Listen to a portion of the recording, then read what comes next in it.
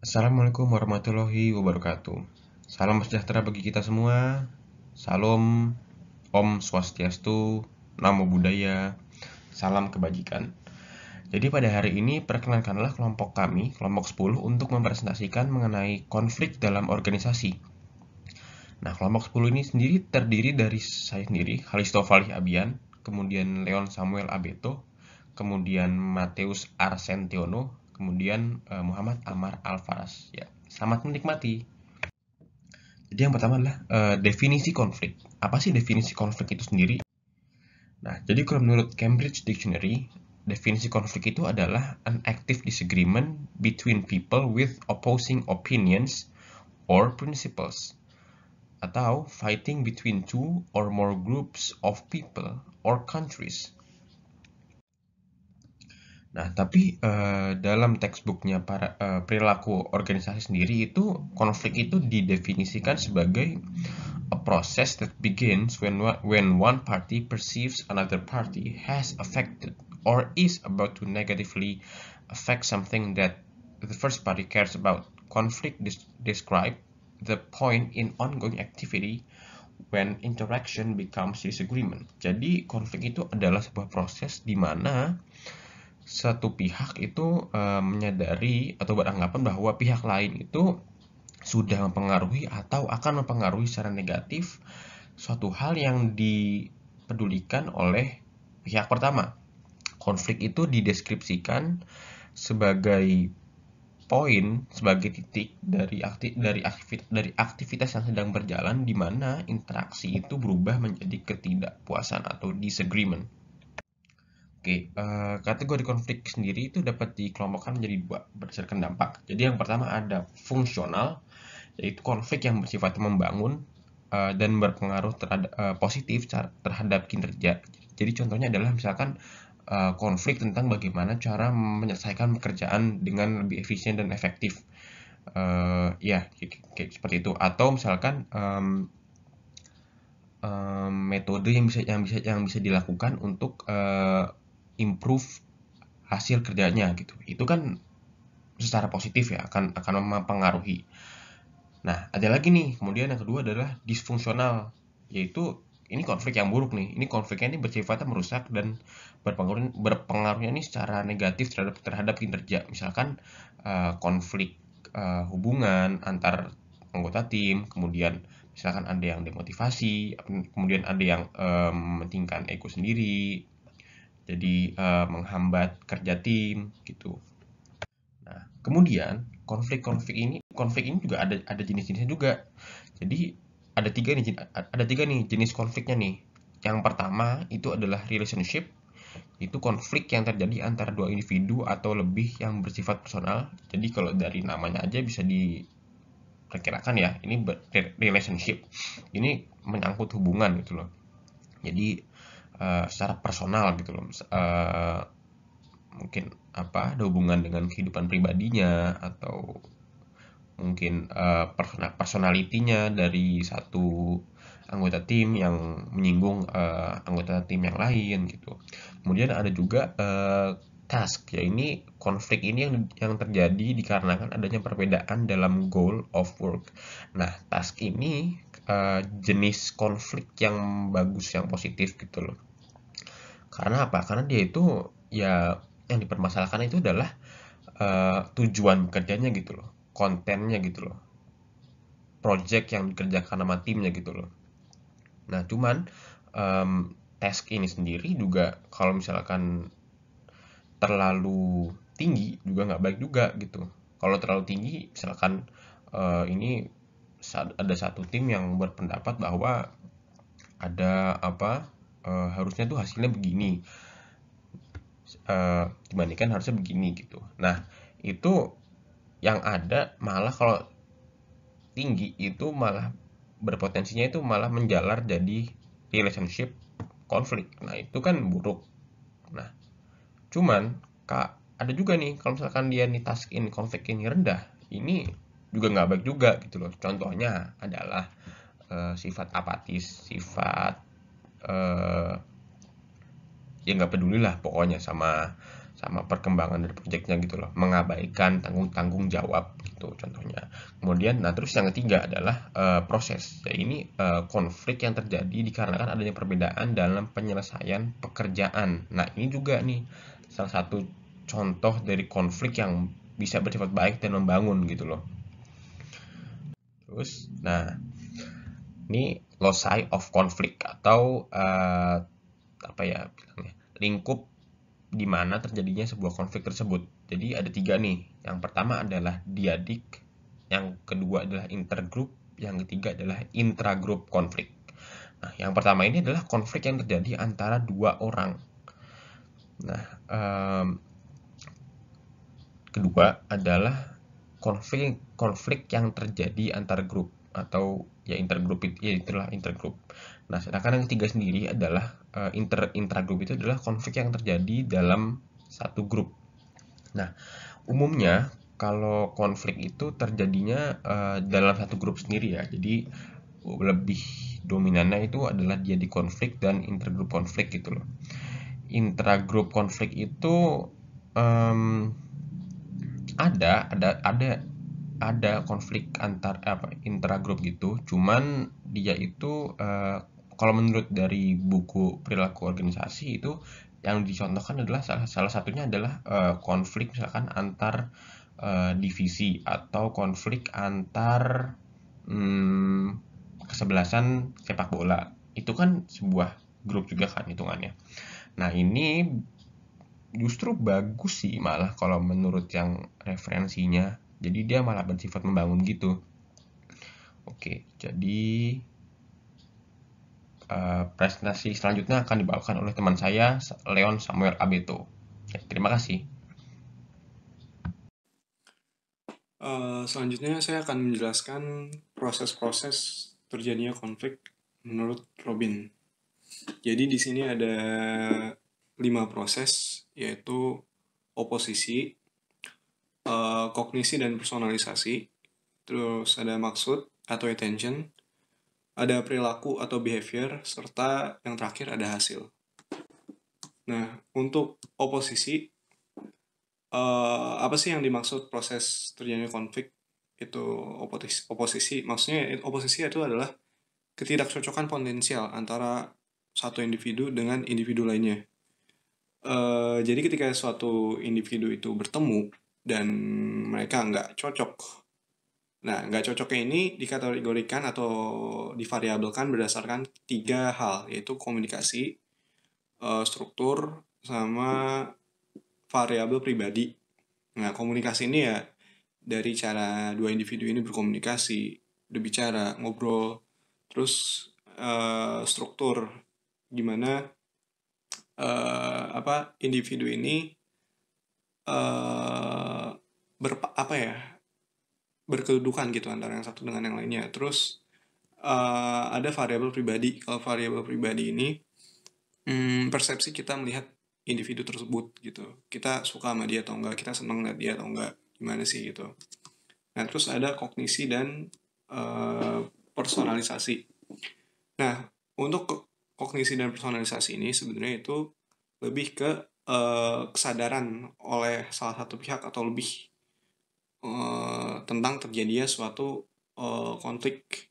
Jadi maksudnya adalah ketika adanya rasa gitu dalam diri kita. Itu makanya kenapa disebutnya personalisasi, karena sebenarnya ini lebih ke apa ya, kategori personal tentang bagaimana kita ngerasa atau enggak punyanya konflik terhadap orang lain. Nah itu kognisi atau personalisasi. Jadi kognisi adanya kesadaran gitu, pengakuan. Terus selanjutnya adalah intention atau maksud. Nah intention ini kayak lebih mengarah pada apa ya, hal yang kita tunjukkan ke orang itu gitu. Jadi ketika kita nggak suka sama orang lain atau nggak merasa kita tuh punya konflik sama orang, kita bakal nunjukin sifat-sifat yang nggak kooperatif, terus menghindar dari orang tersebut, terus ada juga nggak mau berkompromi gitu. Nah selanjutnya ada perilaku. Nah perilaku yang keempat ini sebenarnya itu udah termasuk hal yang cukup apa ya, bentuk yang ultimatum gitu, karena kita udah nunjukin konflik tersebut ke orang yang kita nggak suka gitu. Kayak misalkan ada serangan fisik, terus ancaman, ada juga serangan verbal. Nah, yang ketiga itu, yang terakhir itu ada hasil. Nah, hasil ini itu lebih kayak apa ya, impactnya si outputnya. Lebih kayak impact, kayak gimana hubungan kita, aksi dan reaksi setelah kita mengalami konflik terhadap orang tersebut. Oke, itu aja. Makasih.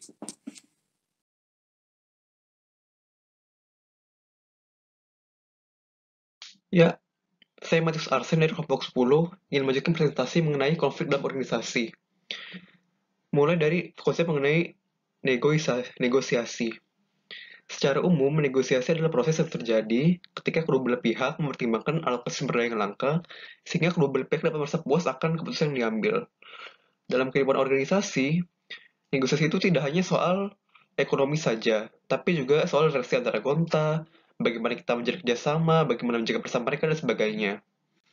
Dalam buku Baskin-Robbins ada dua strategi negosiasi, yaitu distributive bargaining dan integrative bargaining. Distributive bargaining ini bisa diibaratkan seperti membagi kue pie, di mana jika satu pihak mendapatkan kue yang lebih besar, pihak lain akan mendapatkan kue yang lebih kecil. Di sini fokus ada win-lose solution, di mana semua pihak ingin mendapatkan kue yang lebih banyak.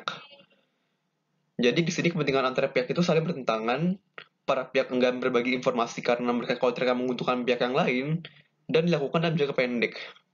Contoh dari distributive bargaining adalah ketika pembeli mobil dan penjual mobil. Ketika pembeli mobil menawar harga, maka penjual mobil akan mendapatkan uang yang lebih sedikit. Sementara itu, ketika penjual menaikkan harga, pembeli harus membayar uang lebih banyak. Dalam buku Baskin-Robbins digambarkan bahwa distributive bargaining dapat digambarkan dengan bagian seperti ini. Jadi ada target point, yaitu target yang diharapkan dicapai oleh pihak yang bernegosiasi, dan resistance point, hasil minimum yang masih ditoleransi oleh pihak yang bernegosiasi. Contohnya begini, si pembeli mobil tadi bersedia membayar 250 juta, tetapi ia berharap bisa membeli mobil dengan harga 230 juta. Sementara si penjual mobil, itu dia mengharapkan dia bisa menjual mobil dengan harga 270 juta. Tapi dia bersedia ditawar sampai 240 juta. Nah, jarak antara 240 sampai 250 juta ini disebut dengan settlement range, di mana di sini kesepakatan bisa diambil. Dalam buku Baskin-Robbins disebutkan bahwa tips dalam melakukan distributive bargaining ialah dengan melakukan penawaran agresif pertama kali. Hal itu dikarenakan adanya angkor bias, di mana pihak yang lebih dominan yang pertama kali menawarkan penawaran akan lebih kuat dalam penawaran tersebut. Lalu integrative bargaining ini adalah kebaikan dari distributive bargaining. Di sini para pihak berkolaborasi, bekerja sama, bagaimana mereka bisa memperbesar kue pie sehingga mereka bisa menikmati hasil yang lebih memuaskan, win-win solution. Di sini mereka saling berdiskusi, saling berbagi pendapat, sehingga di sini information sharingnya tinggi. Dan ini untuk keputusan jangka panjang. Lalu bagaimana pemilihan metode yang tepat dalam negosiasi di organisasi? Memang ideal dalam organisasi, metode yang tepat adalah integrative bargaining. Hal itu karena integrative bargaining mampu merangkul seluruh anggota dalam organisasi dan kepentingannya. Namun dalam praktiknya, sulit untuk menerapkan integrative bargaining. Karena untuk mencapai integrative bargaining, perlu adanya kondisi yang perlu ditemui terlebih dahulu, yaitu para pihak yang mesti berpikiran terbuka terhadap kepentingan pihak lain, para pihak harus memiliki empati yang tinggi akan apa yang dirasakan pihak lain, dan sebagainya yang terjadi di organisasi. Disebutkan bahwa kompromi dan akomodasi justru malah menjadi kendala atau menghambat dalam integrative bargaining. Hal itu karena ketika para pihak saling bernegosiasi dan mereka saling mengalah, justru mereka malah tidak melakukan komunikasi yang baik dan tidak terjadi diskusi, sehingga negosiasi pun malah tidak terjadi. Proses negosiasi. Dalam buku Baskin-Robbins, proses negosiasi terbagi jadi 5. Yang pertama adalah preparation and planning. Di sini para pihak menilai apa akar dari konflik, siapa saja yang terlibat, keinginannya apa saja, dan mengapa mereka perlu mendapatkan itu. Dalam buku Baskin Robbins ada konsep yang namanya BATNA, Best Alternative to a Negotiated Agreement. Dalam memenangkan negosiasi, kita perlu mendapatkan offer atau tawaran yang akan kita dapatkan lebih besar daripada BATNA atau hasil terendah yang kita harapkan. Untuk menetapkan BATNA, kita perlu mendukungnya dengan argumen logis. Sehingga pihak yang memiliki BATNA yang lebih besar dan didukung dengan argumen yang logis akan lebih mungkin menang dalam negosiasi. Lalu tahap selanjutnya ada definition of ground rules. Di sini para pihak mengukuhkan apa yang menjadi tuntutan mereka, bagaimana negosiasi akan dilakukan seperti di mana, siapa yang memimpin negosiasi, bagaimana prosedur dan sebagainya. Tahap selanjutnya adalah clarification and justification. Di sini para pihak mengklarifikasi apa yang menjadi tuntutan mereka dan memberikan justifikasi atau pembenaran mengapa mereka perlu mendapatkannya. Selanjutnya bergabung problem solving. Di sini para pihak itu menimbang give and take yang mereka lakukan. Contohnya jika satu pihak merasa terbebani karena mereka melakukan pengorbanan yang lebih banyak, maka mereka dapat melakukan protes untuk menuntut keadilan mereka. Selanjutnya ada closure and implementation. Di sini ada lebih kepada penutupan kesepakatan dan pelaksanaannya. Contohnya dalam arti formal seperti penandatanganan kontrak perjanjian dan sebagainya.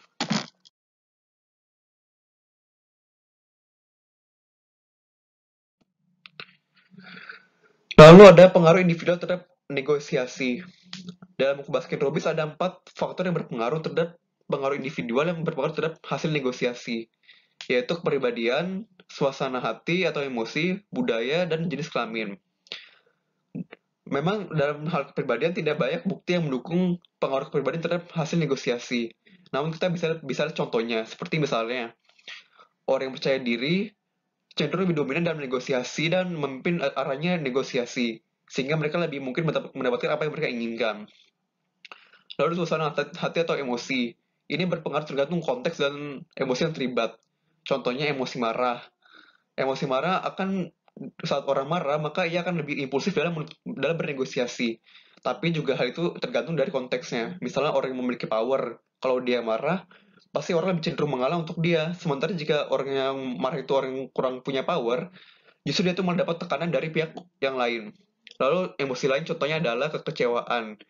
Jika satu pihak menunjukkan kekecewaan, maka pihak yang lain akan merasakannya dan mereka akan menunjukkan empati. Sehingga mereka lebih mau mengalah untuk pihak yang merasa kecewa tersebut. Lalu ada anxiety atau kecemasan. Artinya di sini penerapannya pihak yang cemas atau nervous justru lebih cenderung memiliki tuntutan lebih rendah, lebih mudah mengalah, sehingga mereka lebih sulit untuk menang dalam negosiasi. Lalu budaya atau culture. Diketahui jelas bahwa budaya yang sama atau identik akan lebih mudah dalam bernegosiasi. Hal yang penting untuk catat adalah jika adanya negosiasi antar budaya yang berbeda, maka penting bagi para pihak untuk memahami budaya mereka, apa yang mereka toleransi, apa yang penting bagi mereka, dan sebagainya. Lalu yang terakhir jenis kelamin atau gender. Secara umum, pria lebih memiliki tuntutan yang lebih tinggi dan lebih berorientasi ekonomi. Sementara perempuan lebih cenderung bersedia mengalah dan lebih berorientasi relationship atau hubungan mereka dengan orang lain. Tapi berdasarkan hasil penelitian, dalam kasus yang beberapa kasus, gender itu tidak selalu berpengaruh terhadap hasil negosiasi. Contohnya dalam suatu negosiasi di mana para pihak sudah cukup dewasa, sudah memiliki empati yang tinggi, maka bias gender akan lebih lemah pengaruhnya. Lalu adanya negosiasi dalam konteks sosial. Arti konteks sosial di sini adalah negosiasi dengan lingkungan sosial yang kita temui untuk jangka panjang, termasuk dalam organisasi atau tempat perusahaan kita bekerja. Ada 2 faktor sosial di sini, yaitu reputasi, bagaimana orang memandang kita, apakah kita orang terpercaya atau tidak. Di sini reputasi dapat dibangun melalui 2 hal, yaitu integritas dan adanya performa atau bagaimana sih dia bekerja. Lalu yang kedua dari hubungan. Hubungan ini dibangun dari hubungan yang terus-menerus, negosiasi yang terus-menerus dengan pihak lain. Sehingga pihak yang bernegosiasi tersebut akan memiliki relasi yang lebih personal dan adanya terbangun trust atau perasaan yang terbangun terus-menerus. Pihak ketiga dalam negosiasi. Ketika kedua belah pihak yang berkonflik tidak mampu menemukan jalan keluarnya sendiri, maka dapat ditempuh dengan solusi dengan menggunakan pihak ketiga. Pihak ketiga dapat berperan antara 3 peran ini, yaitu mediator, yaitu pihak ketiga netral yang akan memberi masukan kepada pihak berkonflik, arbitrator dengan menggunakan pihak otoritas seperti misal pengadilan, lalu konsilitator orang yang memfasilitasi komunikasi antar pihak yang berkonflik, yang misalnya dia bertugas untuk mencari data, menyampaikan pesan, dan sebagainya.